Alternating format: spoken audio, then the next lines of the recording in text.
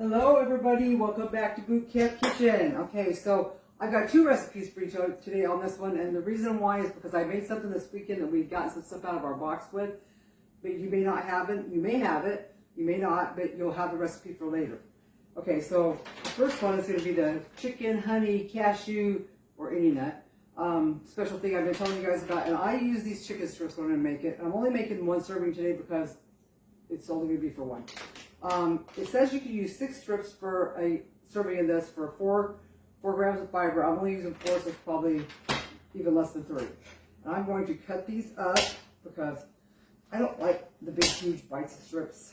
So you don't have to cut them up. That's just what I'm doing. And plus, it makes the chicken go further, right? Okay. Toss them in the pan. Now you can also use tofu. You could use soy curls. There's different things you could use for this. If you don't want to use the processed meats. If you don't want to, I totally get it, but that's what I use. So, alright, so I want to tell you guys, because I know I told other people in boot camp, so when you're going to use garlic, you should use garlic with everything, by the way. I'm telling you, I've got an Italian grandma in my soul. I always smash them and let them set for the whole time I'm setting everything up, at least 10 minutes, okay? Then chop them up and put them in a little dish. They last for days, depending on how many you use. I usually chop enough to last me for 2 or 3 days. But I see that I was low this morning, so I want to tell you guys that about the garlic really fast.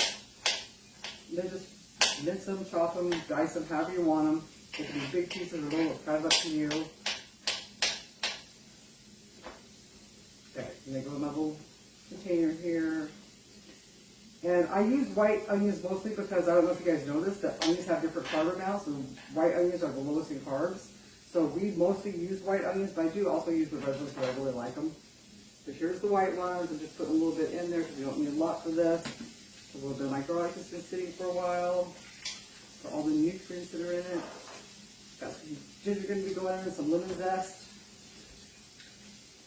Let's see, what else did we go in here?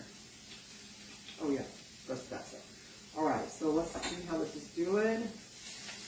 I tried to move everything from the front. Hopefully you guys can see better because I did not realize. I thought the camera was up high enough that it was going to get everything, but yeah, those containers were a little too tall. Okay, so as soon as the chicken starts browning, which is pretty fast on my little thing here now that I know how to use this thing. Boy, it took me a while to figure that out. So I'm going to go ahead and just a little ginger into here.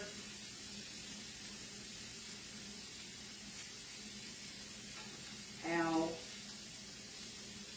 Just a finger or two.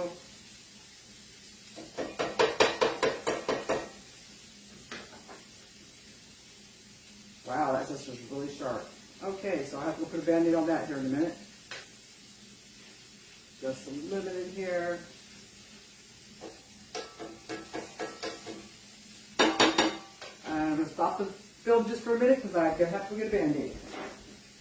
I'm like those people on Worst Cooks. I will be right back. That's always a fun way to start off a cooking adventure, isn't it? Okay, so I got the lemon zest in there, and I've got my ginger in there. You can put as much as you like, whatever your flavor buds are.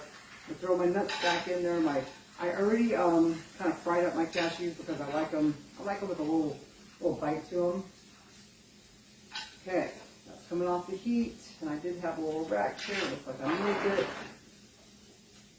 Oh, here it is.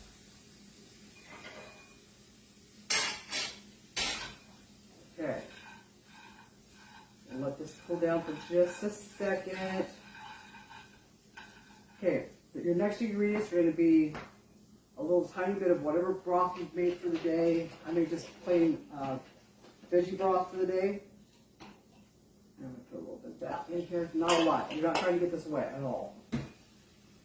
Just trying to kind of give it all a little flavor.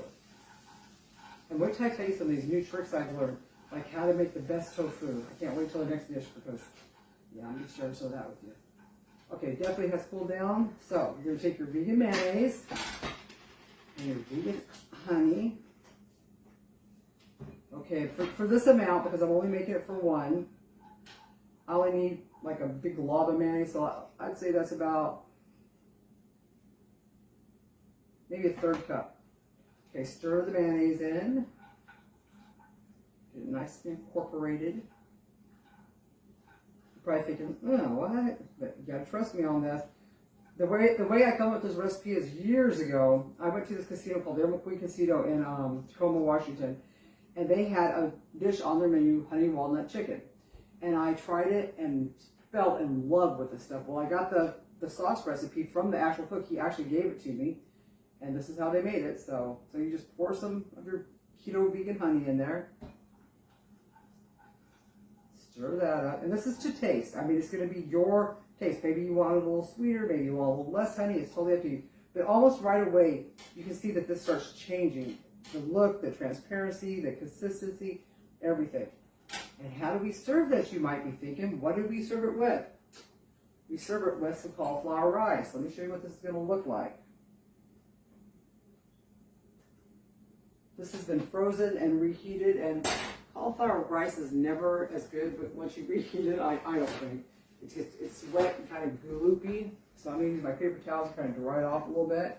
I like fresh cauliflower rice, but guess what? Somebody ate the last of my cauliflower. My husband likes that kind of stuff raw, and he just takes chunks of it and eats it, so I'm kind of thinking he's a culprit. All right, so after I get that dried off here, spread it around my plate. Now, you know, I wouldn't even technically be able to eat all this because my stomach is so shrunk, you guys, from eating small all the time that I just can't eat as much as I used to, which is great. I mean, I don't mind it at all. But I would put that on there like that. I'd probably sprinkle a few green onions over it. And there I would have this amazing, I wish you guys could smell this. It smells so good. It's tantalizing. All right, let me get this out of the way. And yes, our second little meal that you guys are going to get the recipe for today. Now, like I said, you may not have some of these things, and if you don't, I totally get it.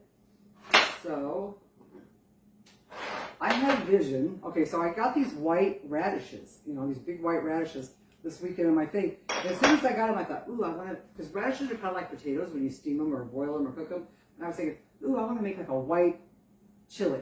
Not really chili, but, you know, kind of chili. So, oh, I forgot to add my spice mix to that last dish, but I would have added a little bit of my spice here about it. Okay, so the white radishes, I steamed them, I peeled them, and please do that because otherwise this is not going to look right. And I'm just going to chop them into pieces. Whatever size, whatever, they can look however you want them to. Toss them in your pan. And again, I'm only making a little bit. I made a big pot of this weekend because I got a lot of these things in my box. I get a produce box every weekend. I think I've told you guys that. And it was just full of all kinds of goodies. So anyway, you're just going to chop them up. Toss them in there. And I'm assuming you can get these at the store. I know that you can get the bunches that have pink and white and red and all that. But I've never seen just white ones. So you may have to go to an actual produce store, which I just found recently. One down by our house called Cashews Produce. Love it. Absolutely love that place. So yeah, search for a local produce store. The prices are better, and they have all kinds of unique things that maybe you don't find at your regular grocers.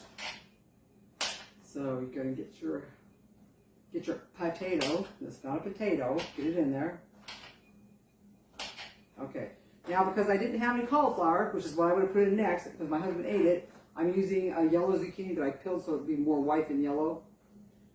It's not really white, but again, throwing some white onions in here. Because remember, this is going to be like a chili, so this is going to cook for a while. I'm just showing you guys how to put it together. I'll put some garlic in here. Some garlic powder in here. A little onion powder. A little minced onion. Minced onion can go in even when you're using regular onion, just because it tastes good. Then I'm going to put some white pepper, because I want everything to be white that's going in here. As far as that, we do have some color stuff. Hold on a minute. Okay, and because I'm making a white chili, I'm actually going to use some of my milk here and some water. So, some water in here, or some milk in here first. Some water.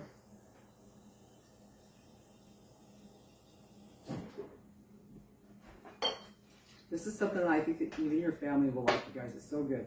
Okay, so let me tell you about the trick with the tofu. That's some chicken stock that's on there, in case you're wondering, some faux chicken stock. Okay, so did you know that if you cut your your tofu all out the way you want it, and put it in a pan of salted boiling water for 20 minutes. It changes the complete texture of it. It makes it springy, it makes it firm, it makes it chickeny. I just learned this. I was like, what? So, dump our tofu in there. Yeah. So, try it, you guys. Just try boil it in some salted water. The salt goes in and releases the water that's in the tofu to make it firmer and springier, but it also kind of flavors your tofu. But the chicken stock is going to go in here anyway, so I just put it on that for now. So, all right, now your next couple things, you're going to have some chili. So I've got a can of green chilies here. I had a can, but I'm just going to put a few of those in there because it's a whole batch. I was thinking I was making a batch for one. This is a batch for 2 or 3. This is a lot. Okay, and then you're going to put some green beans in here, not a lot, just a little bit. And these are canned green beans because I had the fresh ones in my hand yesterday, and I don't know why, but I did not end up with them when I got home. Me and Alan both thought that we took them apart, but they didn't end up there. And that is basically it. If you want a little bit of salt, do your salting at the end because remember your tofu was cooked in salt, and that salt will release into this pot as it goes. But, and you can put more. You probably should cover your stuff because you're not really cooking anything at this point because I already cooked. The tofu's already cooked. The radishes are already cooked, but you want the zucchini to soften up a little bit. And plus, everything tastes better if it just sits for a little while on the back of the burner and just kind of, sits there and does its thing. So that's what it will look like. It will be beautiful, I promise. And once it stews for a little while and all those things mesh together, it'll be so good. And if you want it to be thicker, you take a little scoop of it out, blend that little scoop of the vegetables and stuff up, throw it back in, and that thickens it naturally. Okay, enjoy.